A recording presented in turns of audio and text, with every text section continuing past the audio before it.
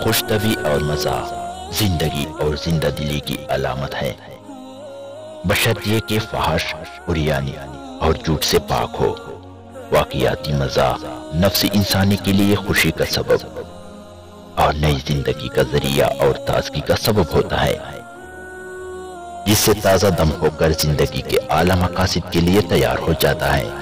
گویا مزاح و خوش طبعی در حقیقت آفادہ و استفادہ کا ایک مؤثر ترین وسیلہ ہے۔ حضرت کرار رحمۃ اللہ علیہ کہتے ہیں کہ میں نے حضرت ابن سیرین رحمۃ اللہ علیہ سے پوچھا کہ کیا حضور صلی اللہ علیہ وآلہ وسلم کے صحابہ آپس میں ہنسی مذاق کیا کرتے تھے؟ حضرت ابن سیرین رحمۃ اللہ علیہ نے کہا، ہاں، وہ عام لوگوں جیسے ہی تھے۔ حضرت ام سلمہ رضی اللہ تعالیٰ عنہ فرماتی ہے کہ حضرت ابو بکر صدیق رضی اللہ تعالیٰ عنہ تجارت کے غرض سے بصرہ تشریف لے گئے۔ ان کے ساتھ حضرت نعمان اور سویب بدری صحابی بھی تھے۔ حضرت سویب کانے کے سامان کے ذمہ دار تھے۔ حضرت نعمان نے ان سے کہا کہ مجھے کچھ کانا کھلا دو۔ حضرت سویب نے کہا، حضرت ابو بکر صدیق رضی اللہ تعالیٰ عنہ گئے ہوئے ہیں، جب وہ آ جائیں گے تو کھلا دوں گا۔ حضرت نعمان رضی اللہ تعالیٰ عنہ کی طبیعت میں ہنسی اور مزاح بہت زیادہ تھا۔ وہاں قریب میں کچھ لوگ اپنے جانور لے کر آئے ہوئے تھے۔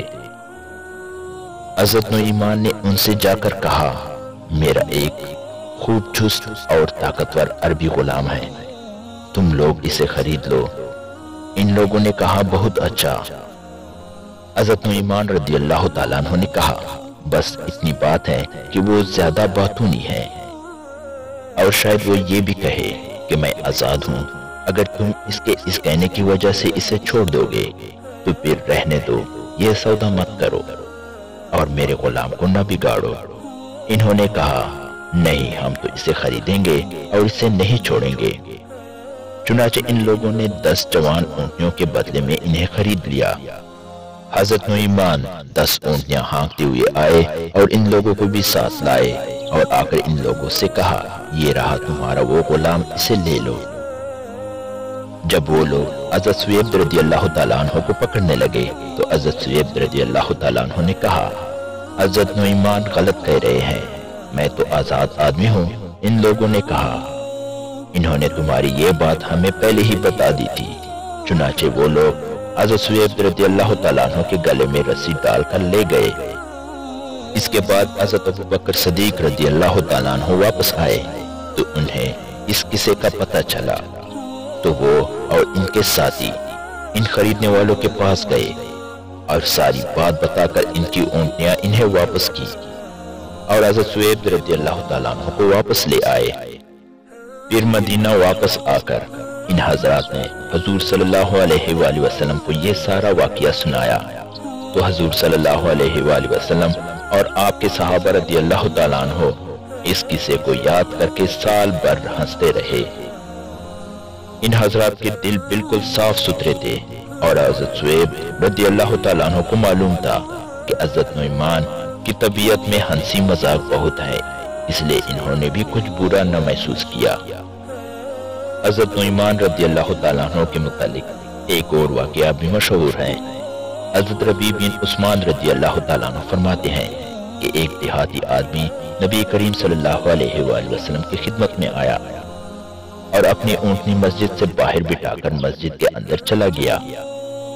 حضرت نعمان بن عمرو انصاری رضی اللہ تعالیٰ عنہ، جنہیں النعمان کہا جاتا ہے، ان سے حضور صلی اللہ علیہ وآلہ وسلم کے بعض صحابہ رضی اللہ تعالیٰ عنہ نے کہا، ہمارا گوشت کھانے کو بہت دل چاہ رہا ہے، اگر تم اس اونٹنی کو ذبح کر دو اور ہمیں اس کا گوشت کھانے کو مل جائے تو بہت مزہ آئے گا۔ حضور صلی اللہ علیہ وآلہ وسلم بعد میں اونٹنیوں کی قیمت اس کے مالک کو دے دیں گے۔ چنانچہ حضرت نعمان رضی اللہ تعالیٰ عنہ نے اس اونٹنی کو ذبح کر دیا۔ پھر وہ دیہاتی باہر آیا اور اپنی اونٹنی کو دیکھ کر چیخ پڑا کہ اے محمد صلی اللہ علیہ وآلہ وسلم، ہائے، ان لوگوں نے میری اونٹنی کو ذبح کر دیا۔ اس پر حضور صلی اللہ علیہ وآلہ وسلم مسجد سے باہر تشریف لائے اور پوچھا، یہ کس نے کیا ہے؟ صحابہ رضی اللہ تعالیٰ عنہ نے عرض کیا، نعمان رضی اللہ تعالیٰ عنہ نے حضور صلی اللہ علیہ وآلہ وسلم نعمان رضی اللہ تعالیٰ عنہ کے پیچھے چل پڑے اور اس کا پتہ کرتے کرتے آخر زباہ بنت زبیر بن عبد المطلب رضی اللہ تعالیٰ عنہ کے گھر پہنچ گئے۔ حضرت نعمان رضی اللہ تعالیٰ عنہ اس کے اندر ایک گڑھے میں چھپے ہوئے تھے اور انہوں نے اپنے اوپر کھجور کے ٹہنیاں اور پتے وغیرہ ڈال رکھے تھے۔ چنانچہ ایک آدمی نے اونچی آواز سے یہ کہا، یا رسول اللہ، میں نے اسے نہیں دیکھا، لیکن انگلی سے اس جگہ کی طرف اشارہ کر دیا جہاں حضرت نعمان رضی اللہ تعالیٰ عنہ چھپے ہوئے تھے۔ حضور صلی اللہ علیہ وآلہ وسلم نے وہاں جا کر انہیں باہر نکالا تو پتے وغیرہ کی وجہ سے ان کا چہرہ بدلا ہوا تھا۔ حضور صلی اللہ علیہ وآلہ وسلم نے ان سے فرمایا، تم نے ایسا کیوں کیا؟ انہوں نے کہا، یا رسول اللہ، جن لوگوں نے اب آپ کو میرا پتہ بتایا ہے انہوں نے ہی مجھے کہا تھا کہ اس اونٹنی کو ذبح کر دو۔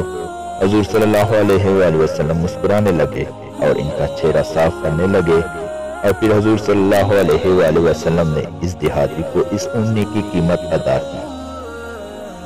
حضرت نعمان رضی اللہ تعالیٰ عنہ کے متعلق ایک اور واقعہ بھی مشہور ہے۔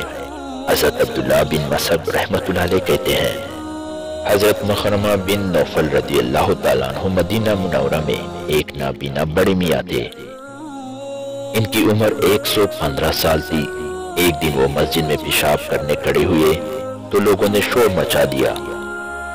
حضرت نعمان رضی اللہ تعالیٰ عنہ ان کے پاس آئے اور انہیں مسجد کے ایک کونے میں لے گئے اور ان سے کہا، یہاں بیٹھ کر پیشاب کر لو، اور انہیں وہاں بٹھا کر خود وہاں سے چلے گئے تو لوگوں نے شور مچا دیا۔ پیشاب کرنے کے بعد انہوں نے کہا، تمہارا بھلا ہو، مجھے یہاں کون لایا تھا؟ لوگوں نے کہا، نعمان بن عمر رضی اللہ تعالیٰ عنہ۔